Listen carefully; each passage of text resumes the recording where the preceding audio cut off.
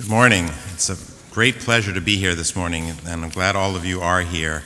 This is a very important morning, and when I started to work with your congregation, the very, very first thing that I wanted to do was to get to know you better, and that's really what this morning is about, is really for me to be able to hear from you so that what we do in this process reflects you as members of this congregation. I have a brief presentation which will explain a little bit about the master plan. The majority of the presentation's purpose is to broaden your thinking a little bit about the ways other congregations have addressed their needs. The images I'll show you are really just meant to stimulate your imagination. Intentionally, there are very few historic buildings because I don't want you to start thinking, oh, that's what he's going to do to our church. I have no plans for your church. What I'm trying to get from you this morning is your ideas for where you want to be in the future, and leave it to me to figure out how to make that work in your building.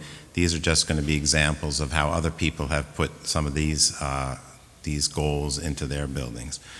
So first I'd like to start with an explanation of the master plan process. Its purpose is to explore various options for implementing improvements to the facilities that will meet the current and future needs of the congregation. That's the primary thing we're asking you to talk about this morning, are the current and future needs of the congregation. Not specifically what you'd like to change or how you would like to change things, certainly what you would like to change, but not so much how, just what you would like to see. And this morning there are no limitations, no financial limitations, no spatial limitations, none whatsoever. You can be as free with your thinking as you care to be, and don't restrain yourself. And this is probably the last time you'll get to do that. Next slide, please.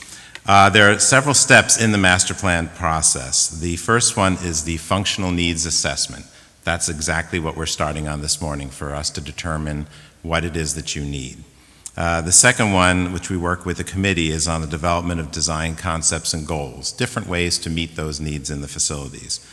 We then, when the committee has agreed on how best to do that, we come back and present their best ideas and our best ideas to you again as a congregation to see what you think, and see if you think the committee and I have done a good job in making those things part of reality in your facility. And if that is the case, then the last step is for you to adopt the master plan.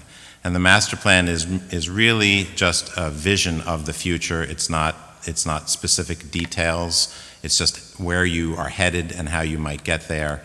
And it's important to have some kind of a roadmap if you want to know where you're going, and that's what the purpose of the master plan is. The implementation is really up to you. Some congregations implement every aspect of it, some do little pieces, some change them as they go along because their needs change. That's going to be entirely up to you.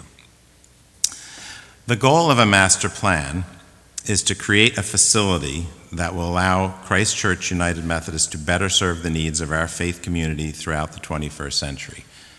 That's the goal. That's what we're looking at today.